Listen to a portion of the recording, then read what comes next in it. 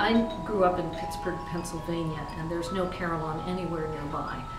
I started learning piano as I was turning 6, and I never encountered a carillon until I was an undergraduate at Trinity College in Hartford, Connecticut, and the Chapel Tower had a 30-bell carillon you could hear all over campus, played by a student club.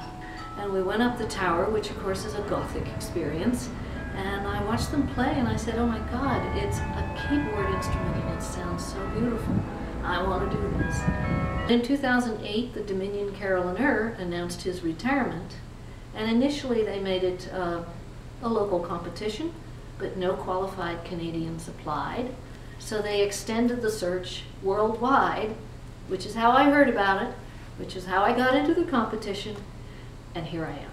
We are now in the carillonneur's office in the 3rd floor of East Block, and the most important part of this office is the practice keyboard.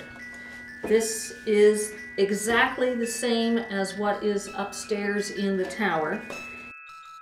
Now up in the tower, if I push a key down, it pulls the wire that goes up into the belfry to a crank mechanism that pulls another wire connected to the clapper. And so each bell sounds its particular note. One bell, one note, one clapper, one wire, one key. All 53 keys of the 53 bells are attached into the manuals, and then the lowest 29 bells attach not only to the manuals, but also to the pedals. The sound that goes outside is always natural sound. That's one of the biggest misconceptions of the carillon, is that people think it's all a broadcast. It's all a recording. It's a computer doing that. Even the clock chime, there are external hammers hitting those bells. It is never a recording. We have taken the audio feed from the microphones in the tower, and it's hooked up to our internet webpage, so that when I play, the live audio stream goes out. It's not for download or playback, but if you go to our website and click on listen, you can hear it live, not only on the Hill, not only in Ottawa, across Canada and across the world.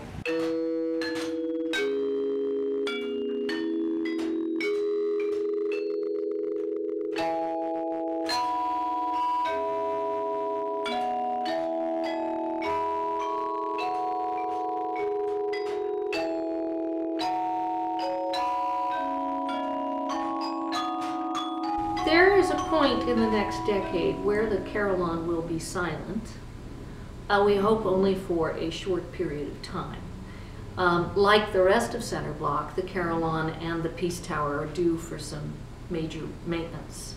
The House has made it very clear that carillon will be played live in its best possible condition on July 1st, 2027, because that will mark the 100th anniversary of the Peace Tower and the carillon. So leading up till 2026, there may be a period of time where it's silent. Otherwise, we will try to keep the voice of the nation, as Mackenzie King called it, speaking.